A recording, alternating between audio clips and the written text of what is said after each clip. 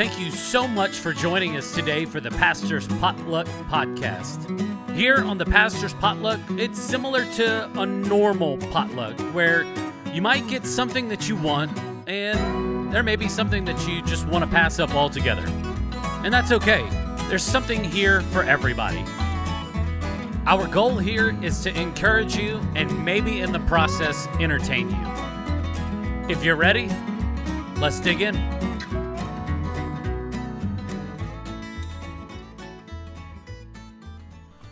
Well, welcome to this week's Pastor's Potluck podcast here at Southridge Church, and we are flipping the microphone this week to where I will be playing the role of the host, and we are going to get to know Pastor Jared a little bit better because we went through all the other pastors and did their introductions and kind of their backstories and everything, but we did not get to him. So that's what we're going to be doing this week. So, Jared, you're going to be in the hot seat this week. How do you feel about that?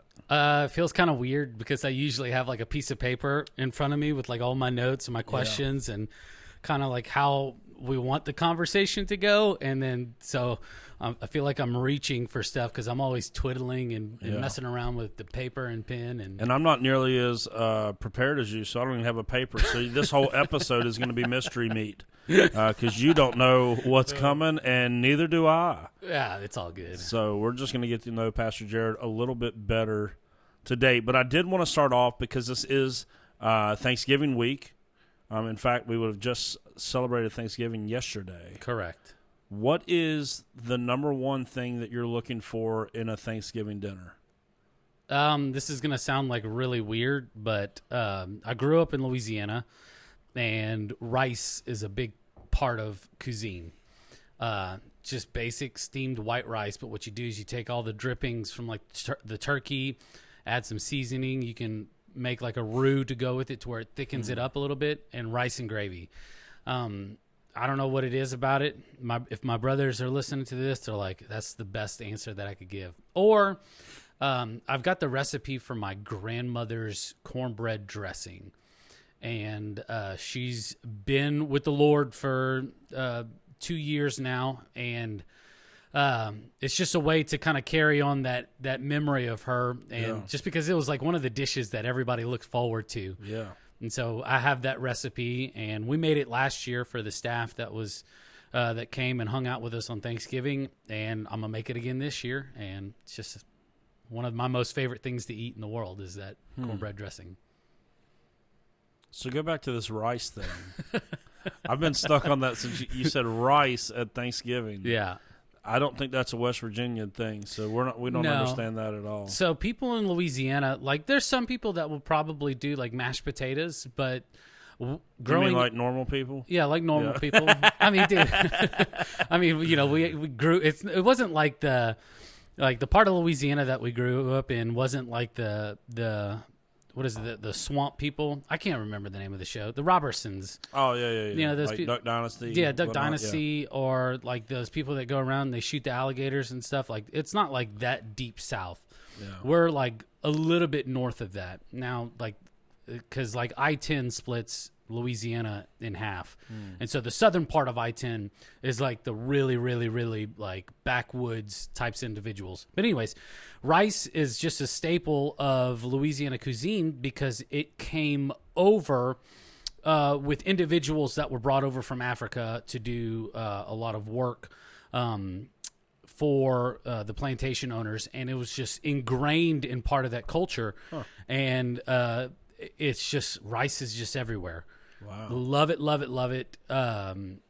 We didn't ever have mashed potatoes with Thanksgiving growing up. It was like turkey, and then you had your green bean casserole. Even when you went to Texas? Well, I mean, that's like the first time I heard about mashed potatoes, like for Thanksgiving. Wow. I'm like, because I went over, I think the first time was actually, I just met Erica, and she was, it was the same year that we all got married and pregnant with Nolan and all that nonsense. Not nonsense, but all part of my story. Yeah. But, and she invited me over to go hang out with her side of the family. And her mom asked me, she was like, what do you want? And I was like, I just want rice. That's all I wanted.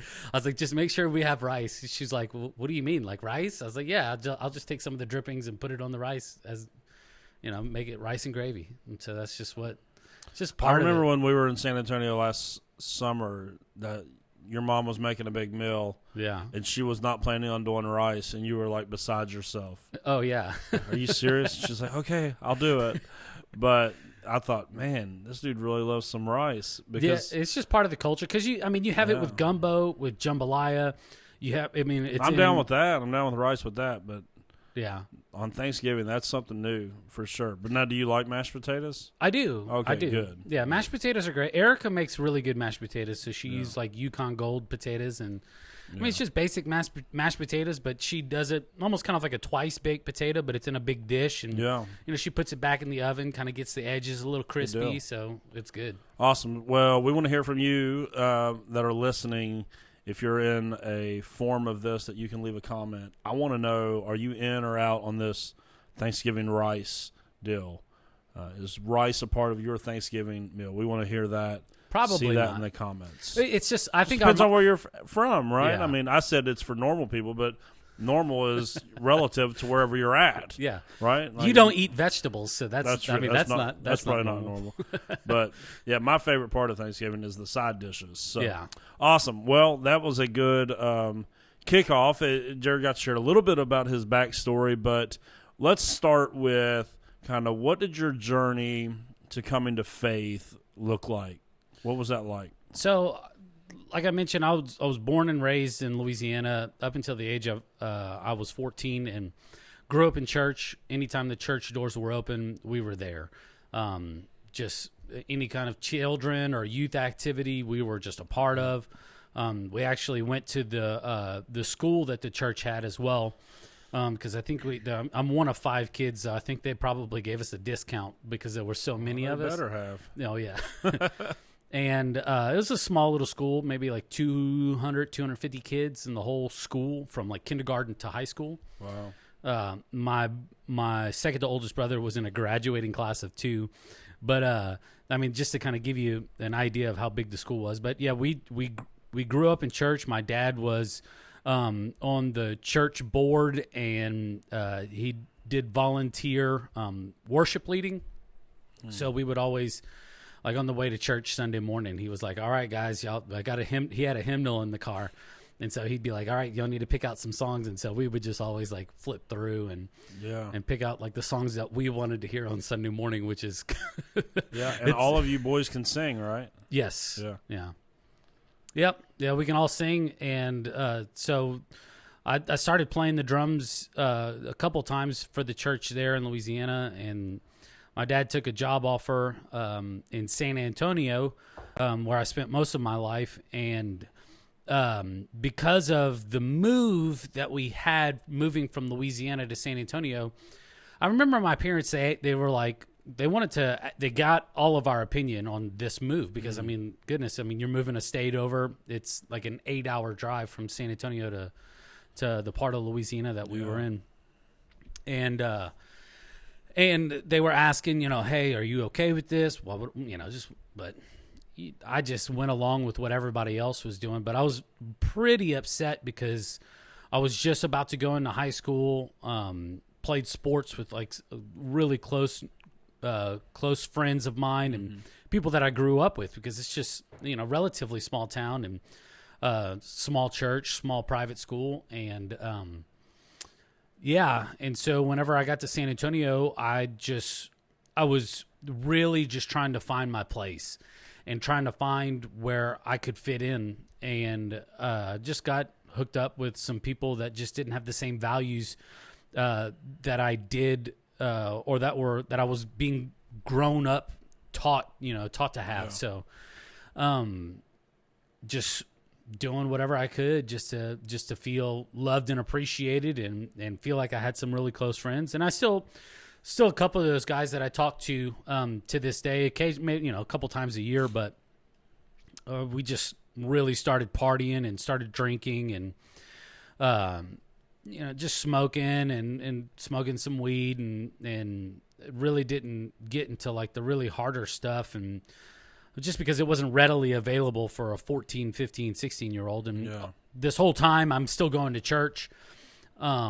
Still trying to, I'm trying to live two separate lives. Yeah. So one at church and trying to be involved in youth, and I was a part of the youth band there, and just as I got older, the church lifestyle just became something on the back burner. I quit playing the drums for the church and for the youth band. I basically quit showing up for youth. Occasionally show up to church on Sundays, but as I got older,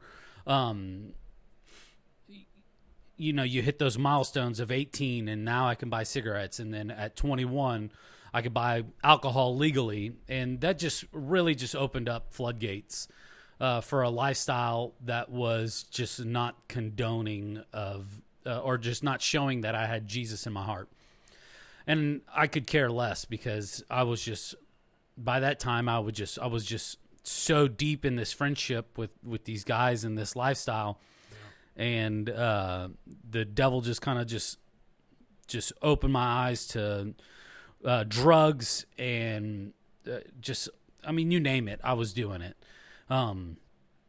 Just that type of lifestyle. And, I was a drug addict for quite a few years, and I was an alcoholic. Goodness, I was drinking probably every other day, or just up until I turned 21, like every other day. And then whenever I turned 21, I just drank every day. I was working in a bar, and it was just so readily available. And, just getting friends with bartenders and everything. Yeah. I mean, they just give it to you for free. So, yeah. And then one day I remember showing up to my parents' house, or my parents' work, because my mom was my dad's secretary for a while. And I was just completely done with doing drugs, and showed up, and I was just... I said, I just can't do this anymore. I need to move out of the house that I was living in. I was living with it was myself and like 5 other guys in like this house. And she said, all right, as soon as Dad's done with work today, he'll help you get whatever you need. I was like, I've got everything I want in my truck. I don't want to go back. And I never set foot back in that house after that day. And got sober from drugs, but I was still working at a bar and still drinking a lot. Kind of, sort of started getting back in the routine of going to church. But I was like, man, something started clicking, and I was like, I can't work in a bar for the rest of my life. But at that time, I was already working in a bar for maybe 12, 13 years. And decided to go back to school. And that's whenever I met my wife. And we started dating in March of 2009. She's going to kill me because I hesitated on that, but I got it right. March of 2009. And by the end of April, we were expecting our firstborn. And because of the conversations that her and I had, she gave me every opportunity in the world to leave. And she said, I'll leave. You'll never see me again. And I told her no. Just because of the way that I was raised, and so much grace, that the relationship that I had with my father, because of all the lifestyle that I was leaving, I said I didn't want to have that in the back of my mind for the rest of my life, and my parents not know who this child was going to be. But then also I wanted to prove to myself that that because of the relationship that I had with my dad, I mean, yes, it was a tumultuous one, because I was stealing from my parents just to try to pay for drug habit and alcohol habits. And my dad continued to show me grace, and my mom continued to show me grace. And I wanted to be a parent that could still love through. I just wanted to emulate my parents, as much as they loved me through any kind of situation that I was in. And I didn't want for my son to go through life with not having that kind of role model in his life. What were you feeling that day that you showed up at your dad's office? Like, what was that like it's almost like your prodigal son type moment, like, okay, I'm finished with this stuff. were you nervous at how they would respond? Like, oh, sorry, we don't have a place for you. Or were you pretty confident in that? Just because, it sounds like your parents were very gracious through all of this. What were you feeling like when you showed up that day at that office? I showed up and I didn't have anything in mind. I just knew that I was at my end. There was a couple of times, and I'll say 3 times on example that I was looking at a big pile of drugs in front of me, and I just had and now looking back on it, I know it was the Holy Spirit, but I just had this voice inside my head saying, if you touch this, you're going to die. If you touch if you do another line of this, if you snort some more of this, tonight will be the night that you die. And I remember that happening 3 times on occasion. And it just got to the point to where by the 3rd time I heard this voice, I was just like, I'm pressing my luck. Yeah. I'm pressing my luck. And I knew enough about God that if I died at that moment, that I was not going to be able to spend eternity with Jesus. Yeah. And having conversations with my mom, looking back on it, and she said, Jared, I spent many nights, the Holy Spirit just waking me up in the middle of the night, just praying for you. Yep. And just praying for you. I didn't know what you were going on. And I started to put 2 and 2 together. She didn't tell me exact days that she was up praying, but I know because of the prayers of my mom that I'm still alive today. Yeah. And I think that's a pretty common thing. When you have a praying parent, praying mother, praying father, man, it makes a difference. It does. In the life of the kids. Because that's part of my story, as we shared the first week of this podcast was, if it wasn't for praying, gracious parents, who knows? Yeah. It's like our 2 stories, when you think about it, should give every parent listening to this hope. Because your kid may be going through what we went through, and now look, here we are on the Pastors Potluck podcast. So parents, be encouraged. Whatever it looks like today is not the end of the story. Yeah. And this isn't the end of your story either. So Erica's pregnant with Nolan. Correct. You guys have been dating 2 months now. No, it was less. It was a month and a half. Okay. So. And then tell us what happens next. So her and I had a lot of hard conversations, some tough ones, especially for a 26-year-old. I'm in college. I'm trying to. What are you majoring in? Graphic design. Yeah. So the school that we went to, they only offered two types of degrees. So she was in the fashion design aspect of it, and I was in the graphic design. Cool. And so I'm trying to think. So we had these tough conversations, and we were really fighting for us because we hardly even know each other. And goodness, we're about to, in several months, we're going to welcome a baby into this world. And, do I know her middle name? What's her favorite color? Just basic things that you would want to know about somebody, if you're going to be having a child together. So, we decided that we wanted to give it our absolute best shot. Yeah. We went to a counselor. We had somebody kind of talk to us and kind of lead us through these conversations that we should be having of how we should, how are we going to raise this kid? Do we believe the same thing, faith wise, which is important. And so we fought hard. We fought really, really, really, really hard and spent every waking moment together and just getting to know each other while we're still in school. I got her a job at the bar that I was working at, and she quit shortly after because they were still allowing smoking in this establishments.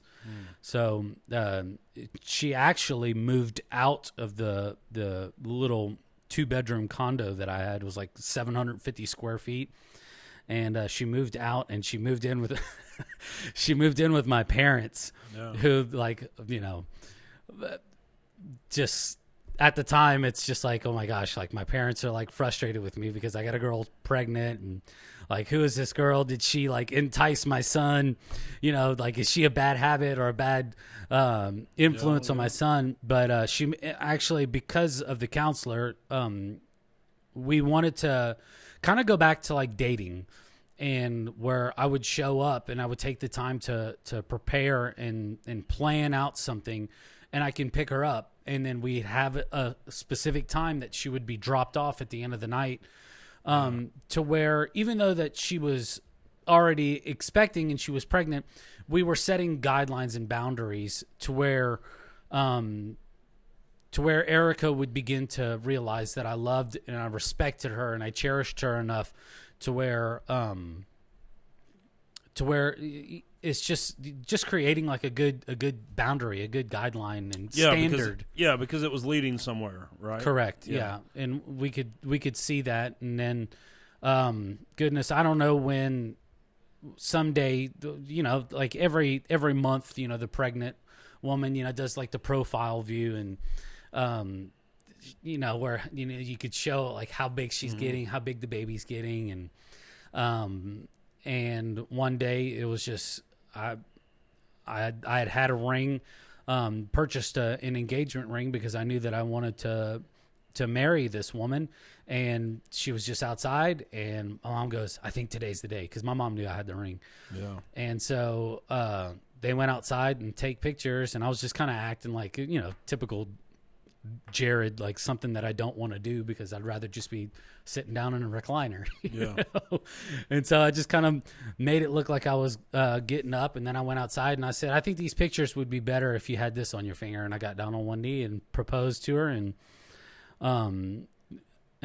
yeah, we continued to do marriage counseling, and ended up getting married. Did she say yes immediately? Yes, she did. Okay. Yeah, she knew that it was coming down the pipeline. It was coming soon because, you know, you begin to share finances, and you know, where did this chunk of money go for this ring or whatever, or where did this chunk of money go? But yeah. Yeah. So kind of lead us into you getting back into church, and because all of this kind of comes together.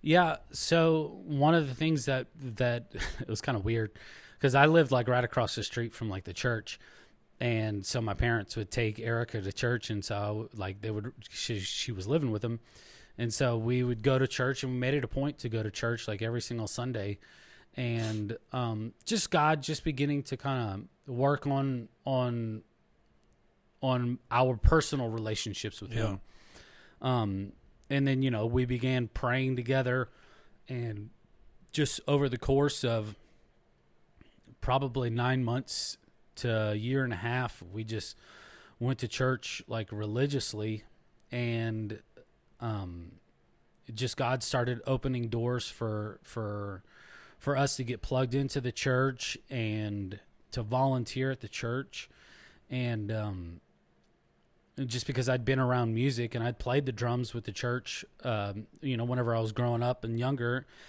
and and so I just started volunteering and just started showing up. And part of that story was, you know, I pretty much knocked down the door to where I could just change batteries for microphone.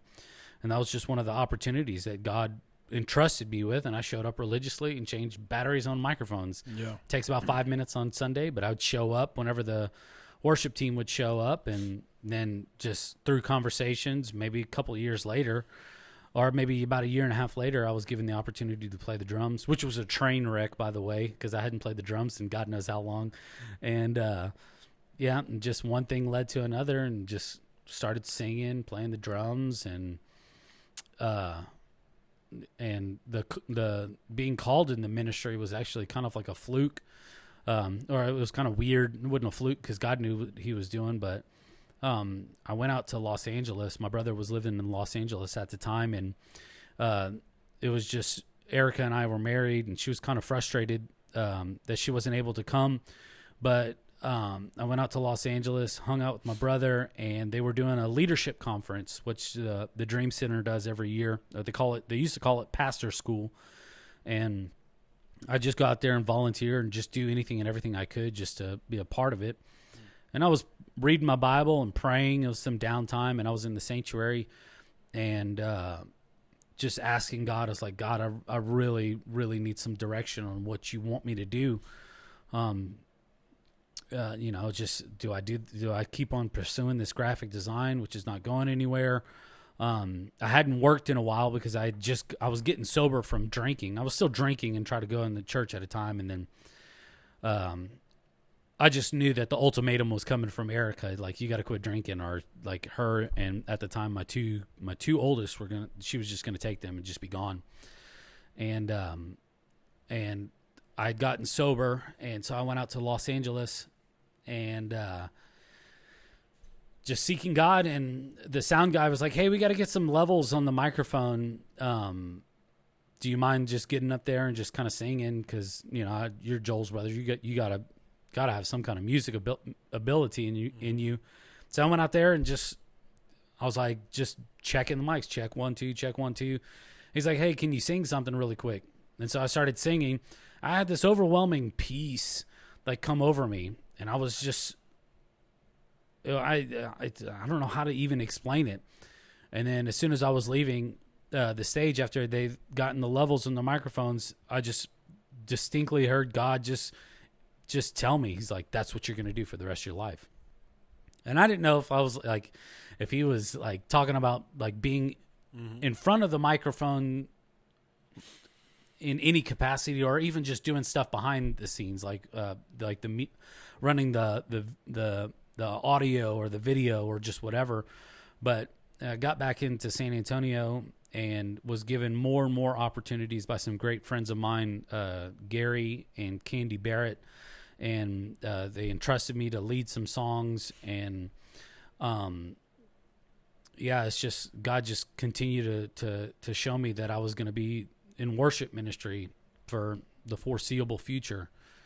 And was given my first opportunity after God had called my close friends to a different church, and to be like the interim worship pastor while they were looking for another guy to come take over the role. And I just worked my rear end off, and they just kept me around for a couple of years. So yeah.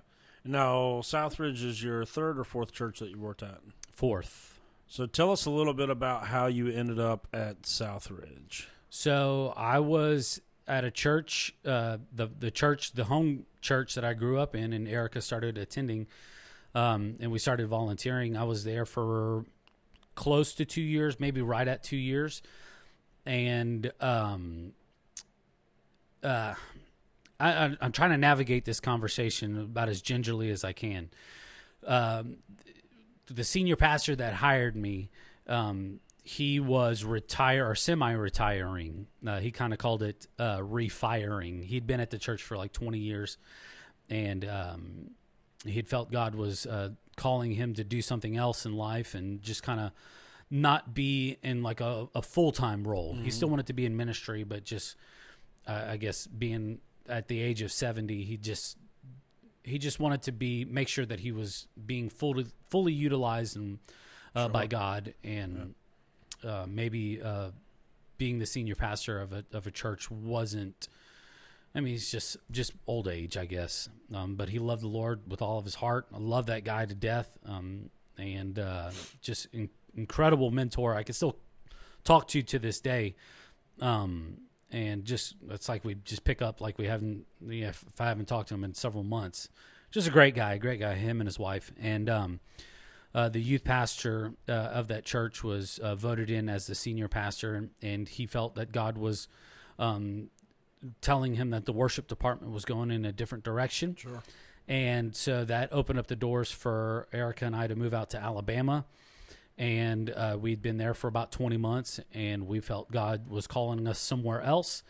And we were at a church in Orange, Texas for actually, I was at a church in Orange, Texas for 4 months. We couldn't find anybody to buy our home in Alabama. So Erica decided that because we were still paying the mortgage on the home, I was living with the pastor in his little guest house in Orange, Texas for 4 months.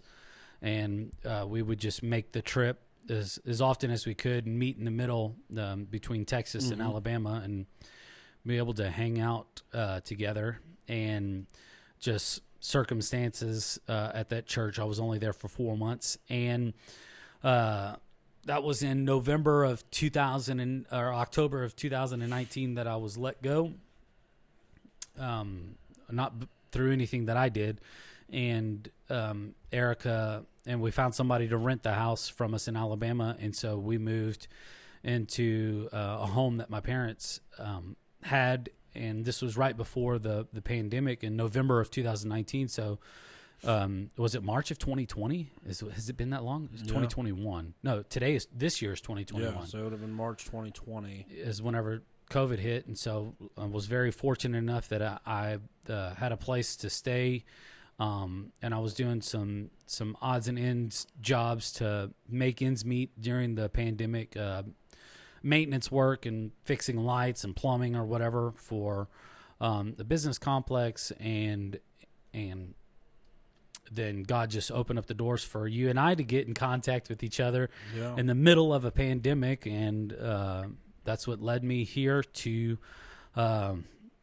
almost heaven. Yeah. Charleston, West Virginia. So yeah, we saw some videos of Jared leading worship and listened to them a while. We had a bunch of conversations, and then Jared and his family came out here in June. It was in June, and I made them sick on the West Virginia roads their first night here. Oh, that's terrible.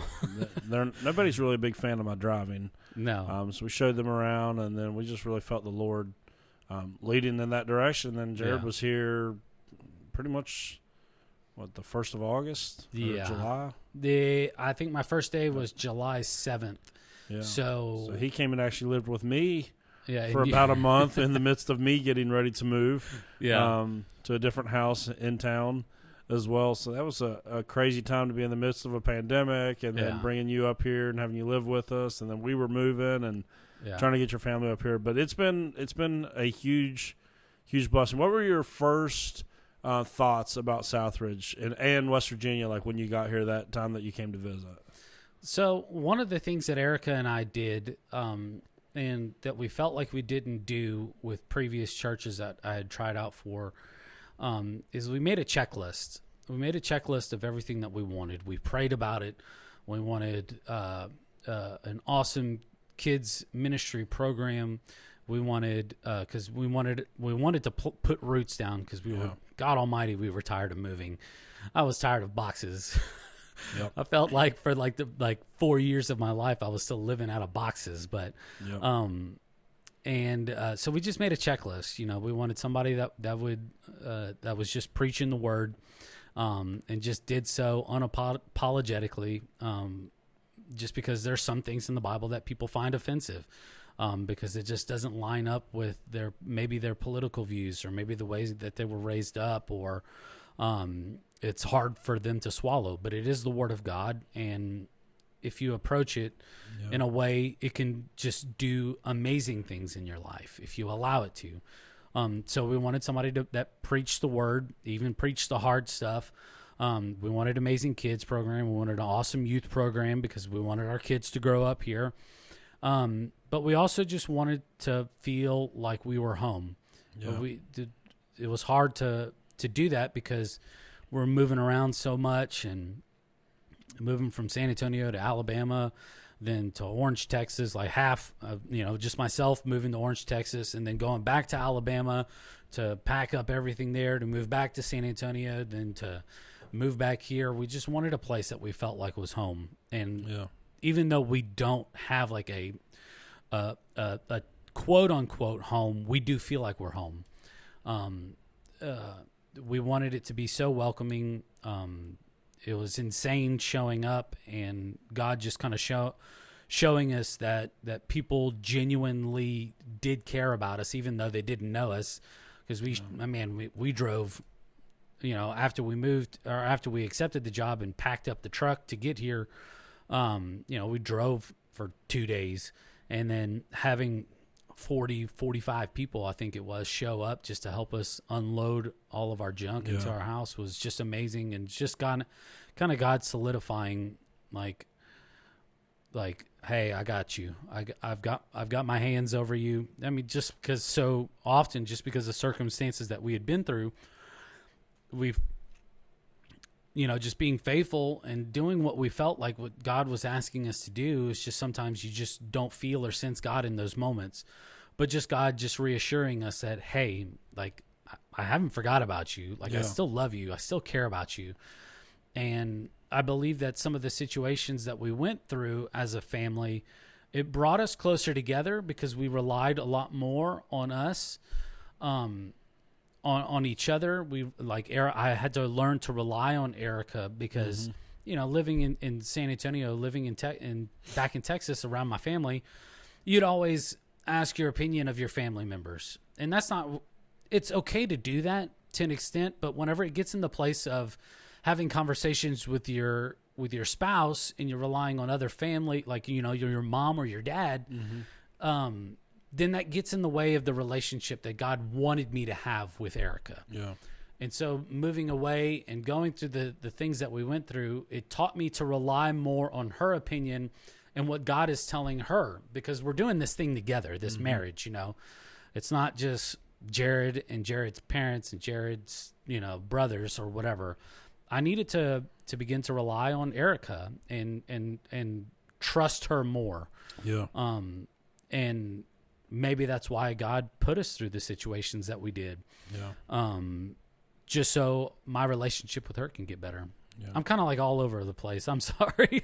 It's all right. So, You're used to being the interviewer and not the interviewee. Yeah. So interject and just kind of get me back on track. I am. Well, we're going to now move into the mystery meat segment. Yeah. And this week's mystery meat was a mystery to both of us because it just hit me about 30 seconds ago what we were going to talk about. I like it. Because I was thinking about you coming to West Virginia, and one of the things that I know that you have really enjoyed about West Virginia is pepperoni rolls. Yes. And so I want you to share what your favorite pepperoni rolls have been. And, like, the first time that you tasted them, like, you were like, what's going on? Like, what was going through your mind on pepperoni roll day? I'll be honest with you. Okay, so whenever this kind of it ties in together. Whenever you flew Erica and I out here to try out for the job here, y'all gave us, like, this really awesome basket, incredible, like, it was all nothing but, like, West Virginia stuff. Yep. Like, they had West Virginia popcorn. They had, I think you had Paul Runk's syrup in there. Yeah. They had Paul Runk's cotton. I mean, it was a lot of Paul Runk stuff. Yeah. But y'all had some pepperoni rolls in there, and I'll be flat out honest with you. I looked at Erica and I said, I don't know what this is all about. Yeah. I really don't. And we didn't eat it. I think we left it in the basket because we couldn't take it with us in the plane. Yeah. So we tried to take as much as we could in our bags or whatever, but we just had limited space. We were only here for a couple of days, so we had small bags I didn't try a pepperoni roll until. No, did you take us? No, you took us to Mountain. We went to Mountain Pie. That's what it was. That's when I didn't try it. I didn't try the ones that you left in there because I was like, it looked like gas station food, to be honest with you. The way the packaging was. Yeah.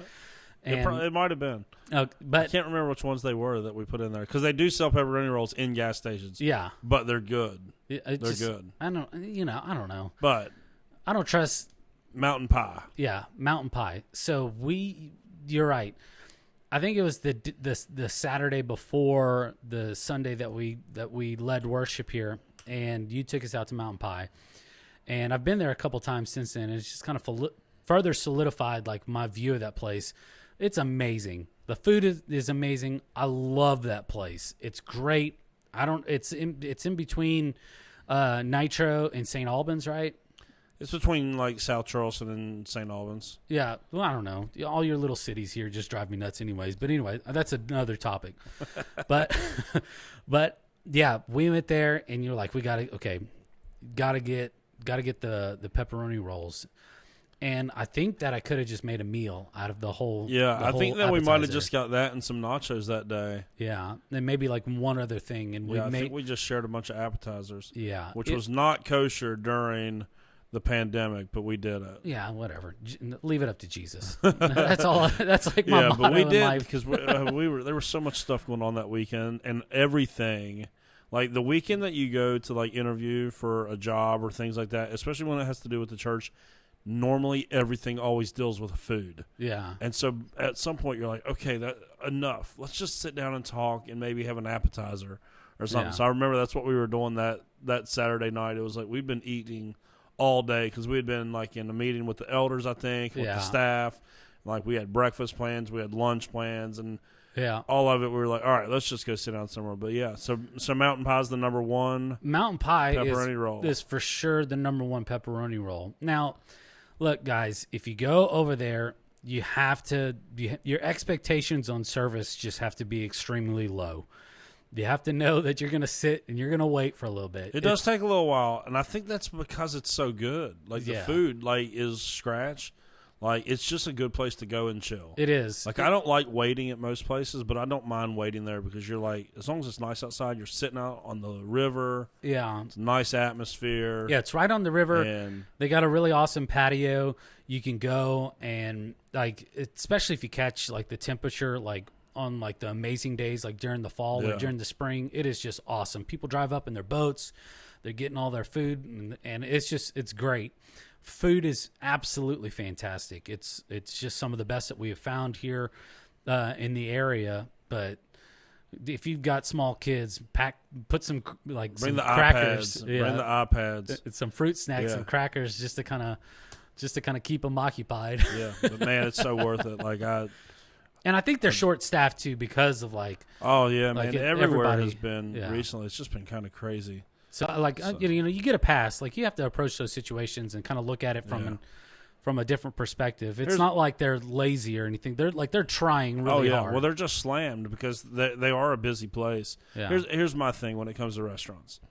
If you like have like a longer time that it takes to get food or slower service or whatever, the food has to be amazing every time. Yeah. You have to have one of the two. Like you can either be, if you're really fast, you can have mediocre food. I don't care. Yeah. That means I'll get to eat faster. Yeah. If you're a little bit slower, you have to have amazing food. And they do. They have their food. I've never had anything there that has not just been absolutely amazing. It's great. Their nachos there with the pulled pork on it is really killer too. But pepperoni rolls, like for those outside of West Virginia that are listening to this, it's basically bread with pepperoni and mozzarella cheese, like string cheese. I don't know. Sometimes you get a little marinara dipping sauce. Yeah. But they originated, like to my understanding, here in West Virginia as like a meal for coal miners. Yeah. And now they're just crazy popular. Like we did a fundraiser for Landon's travel baseball team of selling pepperoni rolls. We made $4,000 in a month. That's crazy. Selling pepperoni rolls. Like people, they just go like crazy. Around here. And so like when people from out of state come in, like I know West Virginians are always like, you got to try Tudors and you got to try pepperoni rolls. I was like, I remember whenever we were like begin the conversations with you. I got up on Google.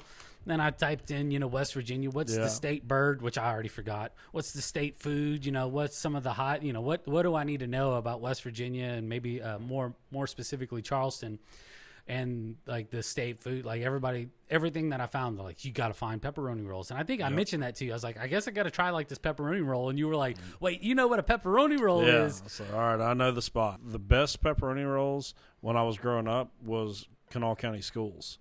Really? Man, the schools made killer pepperoni rolls. That's how they get everyone hooked in the state. Yeah. They start serving them at elementary school.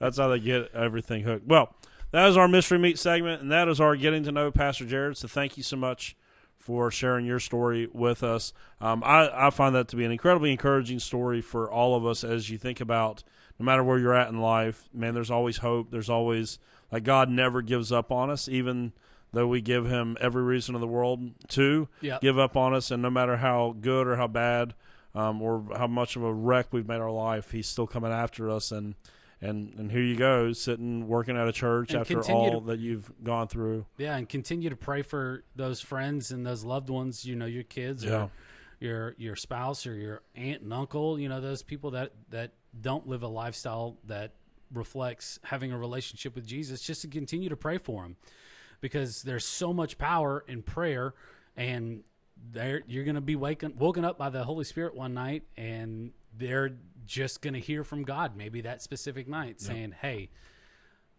God still loves you. Yeah, or don't lose just hope. Whatever the Holy Spirit puts on their heart that they need to hear from him. So just continue to pray there's power in prayer.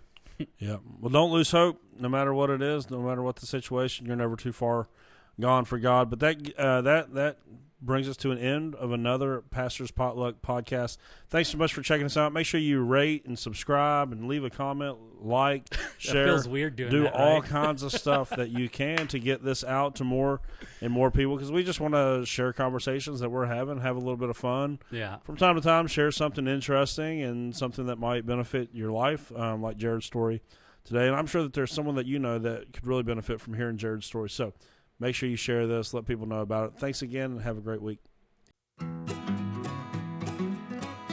Thank you so much for listening in with us today. We really appreciate it. If you haven't done so already, go ahead and hit that subscribe button. You can also follow us on social media, on Facebook, Instagram. You can also watch the video version of this on YouTube as well. All you have to do is search up the Pastor's Potluck Podcast. From all of us here, we want to say thank you, and we'll see you next week.